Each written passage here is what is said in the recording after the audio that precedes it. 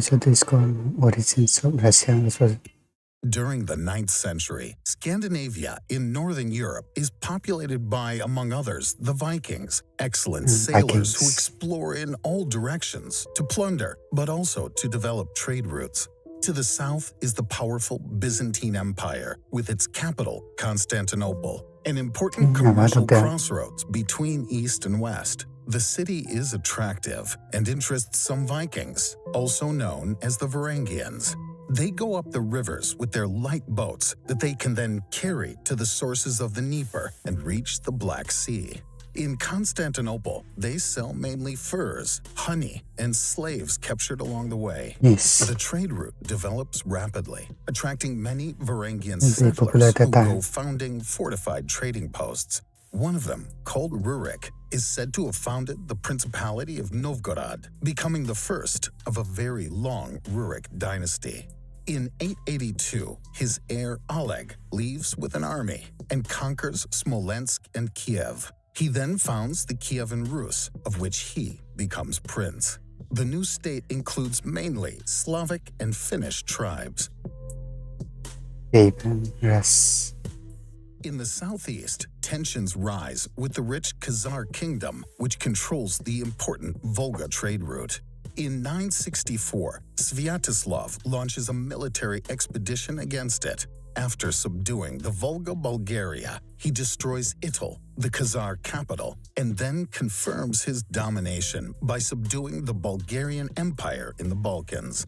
But the Khazar kingdom, weakened, no longer holds back the nomadic tribes of Central Asia, which come to settle in the south of the Kievan Rus. Among them are the Pechenegs, who in 972 kill Sviatoslav during an ambush. The Kievan Rus is divided between the three heir sons, and a fratricidal war breaks out. Vladimir, the Prince of Novgorod, flees to Scandinavia, where he forms an army of mercenaries. He returns, seizes Kiev, kills his brother, and takes the title of Grand Prince of Kiev. In the south, the Byzantine Empire, already at war with the Bulgarians, undergoes an insurrection. The emperor asks Vladimir for help and receives 6,000 warriors. In exchange, Vladimir asks for the hand of the emperor's sister. But to get married, he first has to break with paganism and convert to Christianity. After his baptism and wedding, Christianity of the Byzantine Rite becomes the official religion of the Kievan Rus under the authority of the Patriarch of Constantinople. Russian municipalities. After Vladimir's death, a new fratricidal war breaks out and turns to the advantage of Yaroslav the Wise. During his reign, the territory of the Kievan Rus continues to expand and the Pecheneg threat is eliminated. In 1054, after tensions between Rome and Constantinople, Christianity is split between the Orthodox and Catholic churches. This further widens the gap between the Slavs of the Kievan Rus and the Polish Slavs who had converted to Catholicism. Yaroslav, who has many sons, fears a new fratricidal war after his death. He then decides to divide the Kievan Rus into several principalities that he shares between his sons in whom he has the most confidence. The eldest son gets the most important title of Grand Prince of Kiev. After his death, the cadet will take his place and the princes will change thrones. This new rotating power-sharing agreement will be the root cause for several generations' numerous internal wars that will exhaust and divide the Kievan Rus. On the other hand, the Orthodox religion gains in importance and strengthens the Russian identity. In the big cities, popular assemblies called the Veches and the aristocrats called the Boyars form counterpowers. In Novgorod, they gain influence, and after rejecting their prince, they obtain the independence of the Republic of Novgorod, which mainly lives on the fur trade and will extend its influence northward, encompassing the Finnish tribes.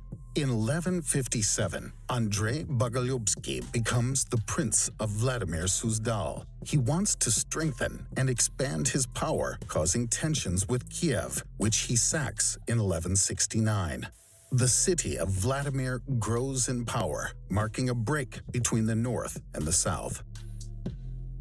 Catholic and Mongol threats. In Western Europe, the Catholic religion is more and more on the offensive. The Pope launches the Baltic Crusades, intended to convert the pagan peoples around the Baltic Sea. Germans arrive in Riga and begin their conquest. At the same time, a fourth crusade initially sent to the Holy Land is diverted to Constantinople. The city is besieged and then pillaged. The Byzantine Empire finds itself divided, and Kievan Russia loses an important ally. In the east, the Khan of the Cumans is attacked by unknown knights coming from the Far East, who are called the Mongols. The Russian princes form a coalition to repel this new threat, but they are defeated. The Mongols then move north, where they are defeated by the Bulgarians before disappearing. The Russian princes don't know it yet, but this was only a small vanguard on the lookout. The princes were worried more about the Catholic threat in the west, while the state of the Teutonic Order is created. More than 5,000 kilometers away, in Karakoram, the capital of the Mongol Empire, the Ogidai Khan, the heir of Genghis Khan, starts new conquests. An army mainly composed of Tartars, that is, another tribe subjected to the Mongols, is heading for the Russian steppes. Here comes the Mongol invasion. The Mongol army dominates all its opponents with its powerful cavalry-mounted archers. On their way, they spread terror by razing cities that refuse to submit. The Russian principalities, already divided and weakened, do not resist. Europe trembles as the Mongols enter Poland and Hungary.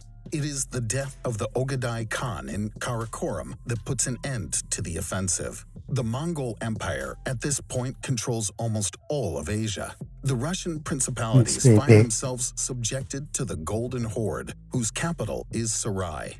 Not having the means to install garrisons in all the cities, the Tartars force the Russian princes to go to Sarai to ask for the Jarlig, that is, an authorization to reign. The Tartars thus control the Russian territories from a distance without interfering in domestic politics.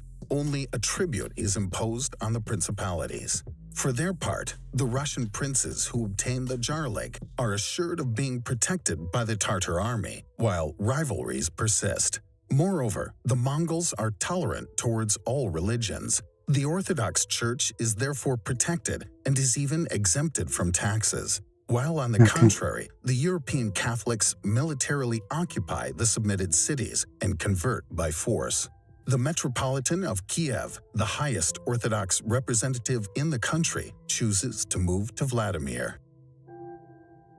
The Sea of Moscow in Lithuania. In the heart of the Russian principalities is the young Muscovy. Quite well insulated from external threats, it attracts and develops rapidly, to the point that in 1325, Moscow becomes the new capital of the Grand Prince and the Metropolitan. In the west, the Lithuanian pagans, who still resist Teutonic state expansion, conquer the territories of the former Kievan Rus.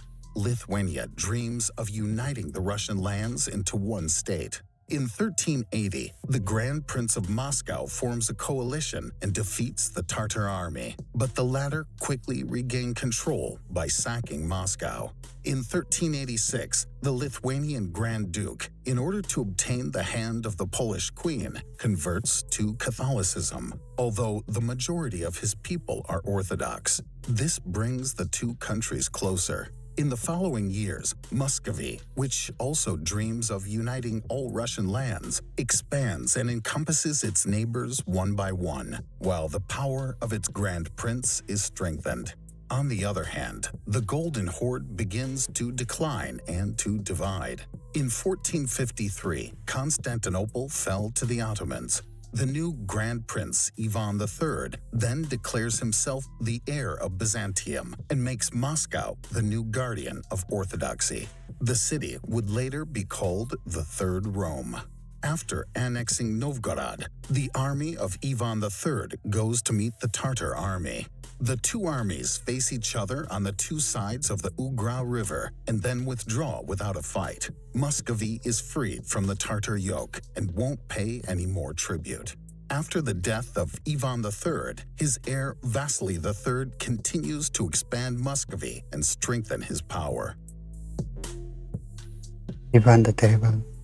When Vasily III dies, his successor Ivan is only 3 years old. Ivan's mother then takes the reins of the country, but 5 years later she dies mysteriously. Ivan is convinced that she was murdered by boyars, which makes him suspicious and cruel. His goal will then be to seize all power. In 1547, he's crowned Tsar of all the Russias. The word Tsar comes from the Latin Caesar.